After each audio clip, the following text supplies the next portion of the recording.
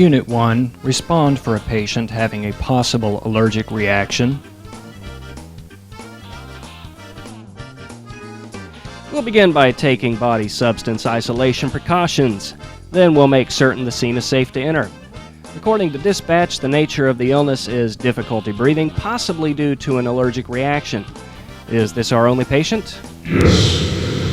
Okay, I don't see any need to request additional resources, and there doesn't seem to be any sign of trauma, so we shouldn't need to stabilize the patient's spine. Hello, sir. My name is David. I'm an EMT with Toontown Ambulance. What seems to be the problem today? I can't breathe. He stung me. Alrighty then. We have a young man with obvious respiratory distress. He is alert and complaining of difficulty breathing. His airway is open, but his breathing is labored. He is seated in the tripod position, and he's using accessory muscles to breathe. Plus, he's only able to speak a word or two between breaths, so we need to assist ventilations using a bag valve mask attached to oxygen, flowing at 15 liters per minute. We'll also assess lung sounds.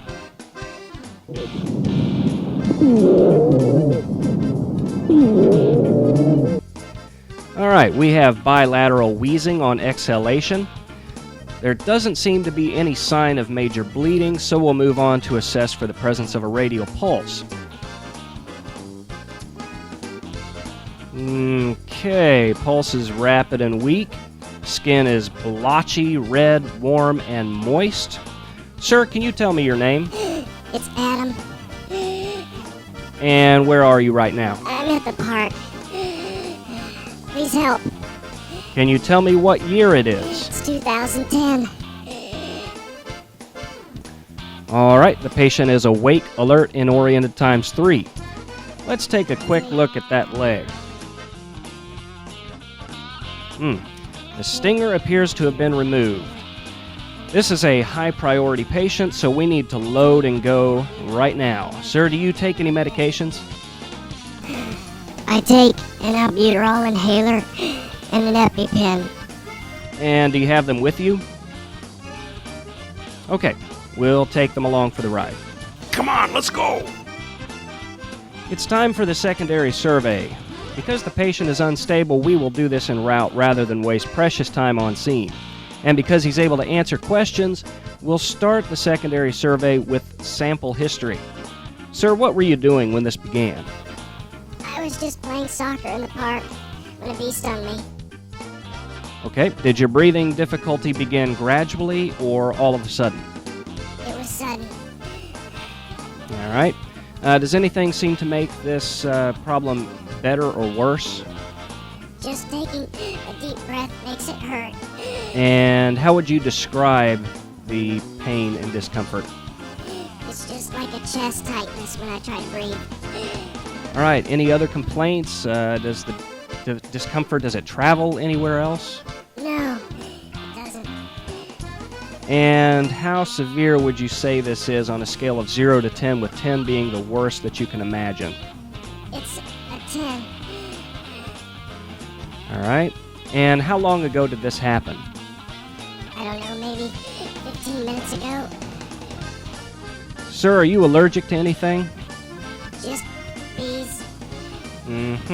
And you take an epi-pen and albuterol. Do you take any other medications? No, I don't. All right. And what kind of medical history do you have? Just asthma. Have you ever been stung by a bee before and had an allergic reaction? Yes. I had to be intubated. Okie dokie, County Dispatch, this is Unit 1 requesting immediate ALS intercept. All right, sir. When was the last time you had something to eat or drink? Breakfast this morning. All right. And anything else you can tell me about what was going on just before you were stung? No. No. Okay. Let's get a quick check of the patient's vital signs using the mnemonic CPR globes. And we'll go ahead and also check the patient's oral temperature.